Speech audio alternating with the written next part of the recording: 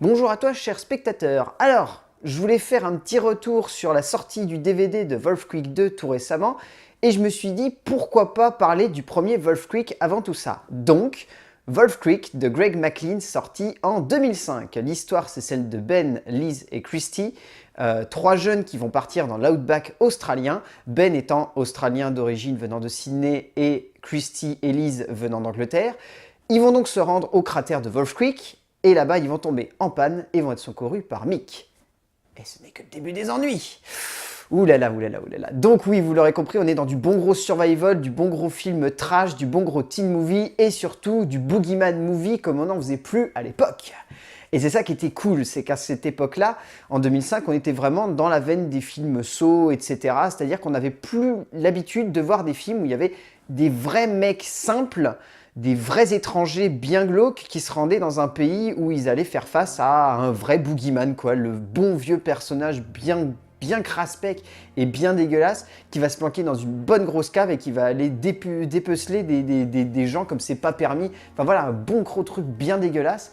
Et quand Greg McLean a sorti Wolf Creek à l'époque, il a reçu un accueil très mitigé malheureusement, autant du point de vue des spectateurs que du point de vue de la presse. C'était un petit peu malvenu parce que étrangement le film avait vraiment une ambition assez démesurée.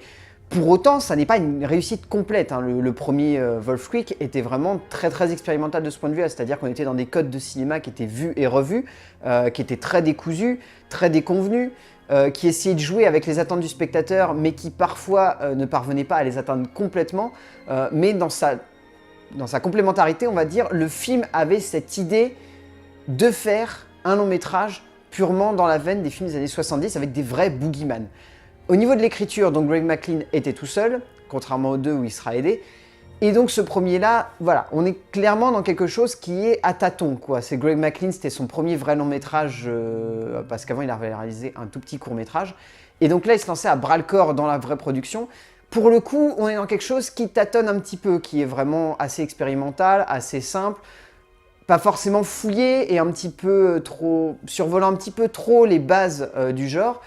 Et de cela, ça se perd un petit peu. Pour autant, il y a une vraie expérimentation parce que pendant littéralement la moitié du film, on ne va rien avoir de vraiment glauque. On va juste avoir la découverte de l'outback. Et de ce point de vue-là, c'était vraiment intéressant parce qu'on plonge à bras-le-corps dans le quotidien de ces trois personnages. Et résultat, on se sent impliqué, on se sent passionné et on aime voir ce qu'on voit, c'est-à-dire tout simplement un début de romance, des personnages qui passent un bon moment. Enfin, c'est vraiment l'idée d'immerger à fond le spectateur pour ensuite faire intervenir Mick et à partir de ce moment-là, virer dans le truc vraiment dégueulasse. Et là, alors là, pour le coup, on va passer tout de suite à la mise en scène, il n'y a pas grand-chose à en dire au niveau du scénar. La mise en scène, elle est vraiment dans cette veine-là, c'est-à-dire que tout doit être dégueulasse, mais à un degré, c'est absolument indécent. Tout est sale dans ce film et c'est super bien fait de la part de Greg McLean.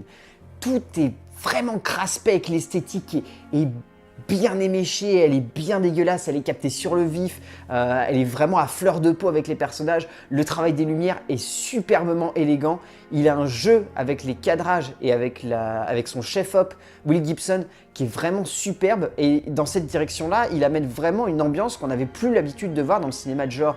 Et pour le coup, c'est vraiment bien. Cette ambiance-là, on la retrouvera un petit peu, et ça va pas étonner certains de comprendre que c'est une des premières inspirations de Xavier Jans, dans Frontières. Frontières, on est vraiment dans cette même ambiance-là, bien dégueulasse, bien craspec, avec ouais, des personnages qui viennent vraiment du fin fond, du trou du cul de l'Australie ou de la France.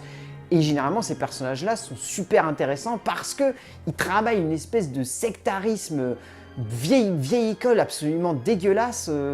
On est vraiment dans une certaine critique du nationalisme avec des films comme ça. Et là, Greg McLean s'en cache pas du tout. Il est clairement là-dedans. Le film, à la fin, se finit littéralement presque sur Mick qui est en train de dire « L'Australie aux Australiens, dégagez les touristes !» C'est absolument jouissif de ce point de vue-là. Il arrive à donner un vrai fond à son film à travers sa mise en scène et à travers la construction du personnage de Mick. C'est passionnant.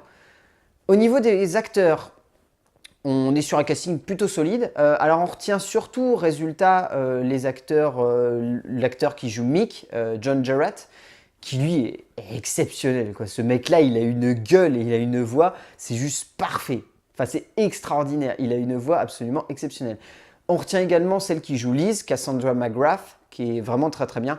Et celui qui joue Ben, Nathan Phillips, qui est vraiment bon lui aussi. Enfin, Tous les acteurs sont bons dans ce film, c'est vraiment bien. Ils sont simples, ils semblent presque naturels et c'est presque touchant par moments. Il y a des scènes entre Nathan et Cassandra qui sont vraiment très très bien faites, où ça semble presque naturel et de ce point de vue-là, c'est vraiment touchant. Donc oui, Wolf Creek en 2005, c'était une petite réussite, il faut bien le reconnaître. Ça avait réussi à amener des bases. Entre-temps, Greg McLean aura réalisé un autre long métrage avant de retourner à Wolf Creek 2. Il aura réalisé Rogue. Mais donc voilà, on savait pas trop à quoi s'attendre sur Wolf Creek 2. Et clairement, quand il est sorti, c'était une putain de bombe. Donc résultat, on va en parler tout de suite. A plus!